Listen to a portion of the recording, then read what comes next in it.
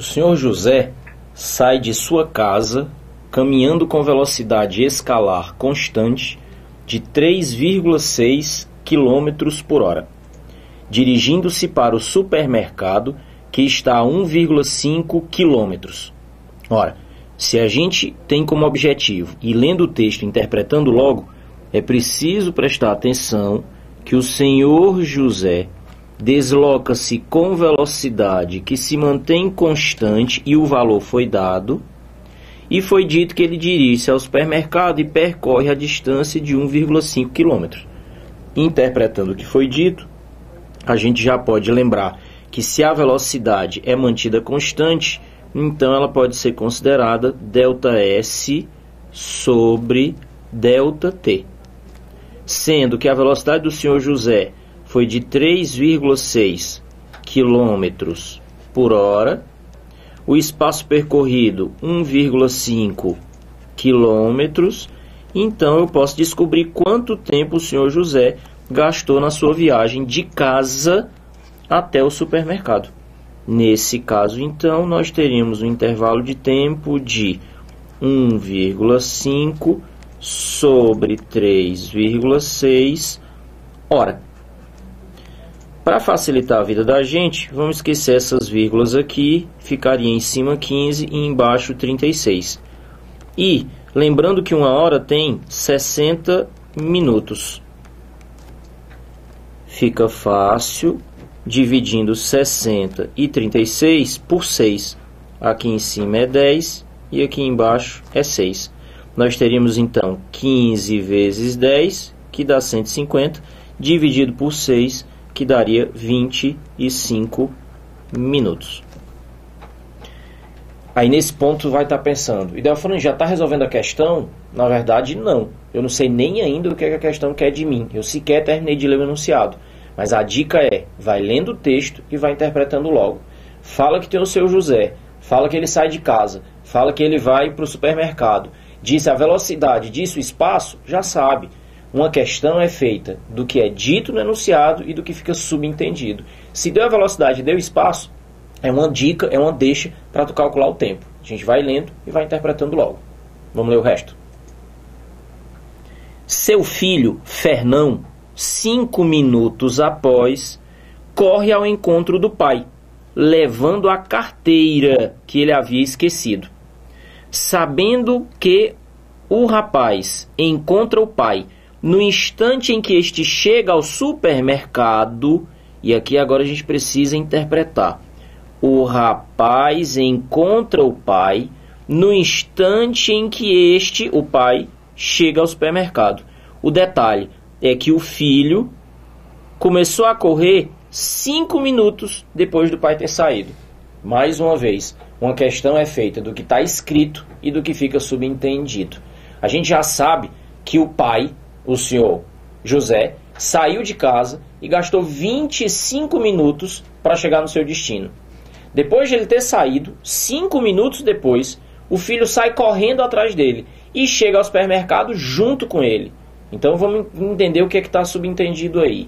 Primeiro, o garoto correu de casa até o supermercado, percorrendo o mesmo espaço, o mesmo 1,5 quilômetros que o senhor José percorreu.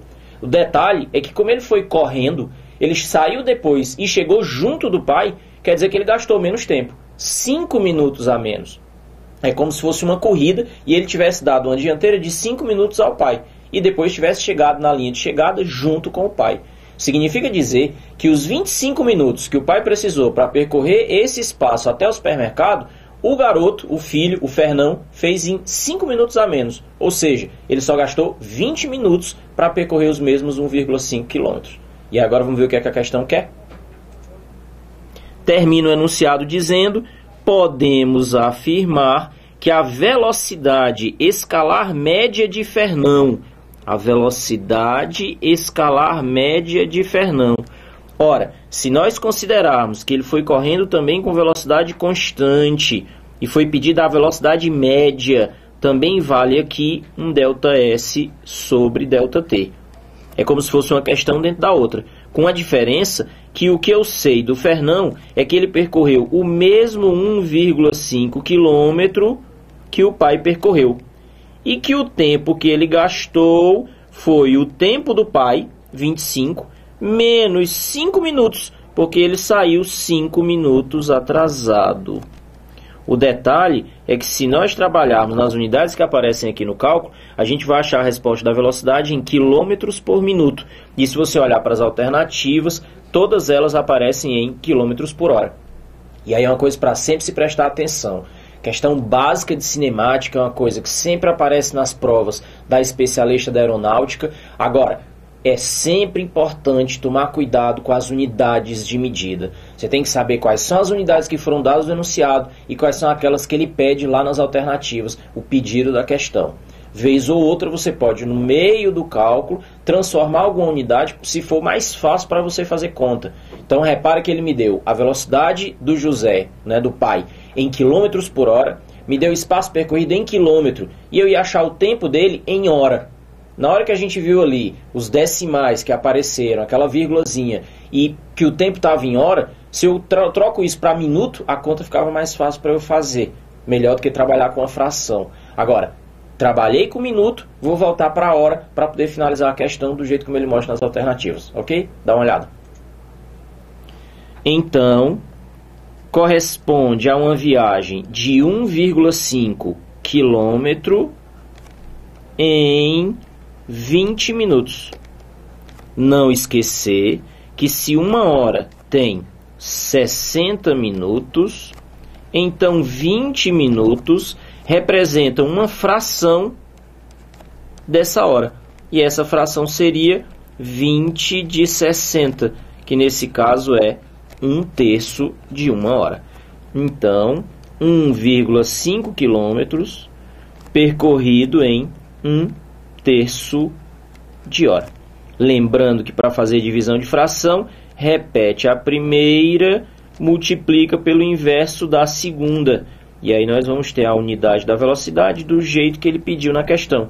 Isso aqui daria 4,5 km por hora. E se é para marcar a resposta correta, nós teríamos que dizer então alternativa C de casa, 4,5 km por hora. E aí o que é importante chamar a atenção nessa questão antes da gente passar adiante.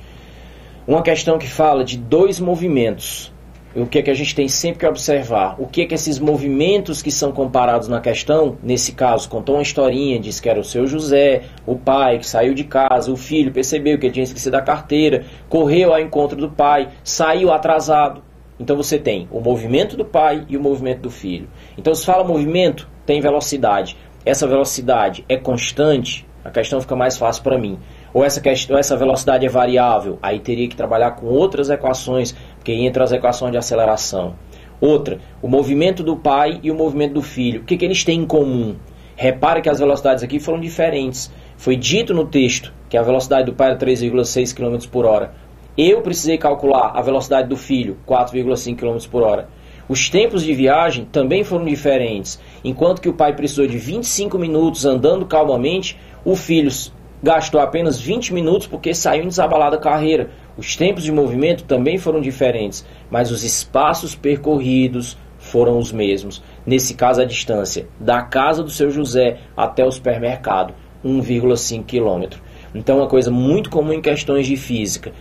Pode servir para mecânica, para termologia, para ótica, para ondas ou para eletricidade. Nesse caso aqui era em mecânica, especificamente em cinemática. É comparação. Então você pode comparar duas cargas elétricas, dois sistemas térmicos, dois espelhos, duas lentes, duas ondas, dois movimentos. O fato é que se você vai comparar duas coisas em física, aí você pensa nas grandezas físicas enumeradas. Pelo menos uma grandeza física, esses termos comparados têm que ter em comum.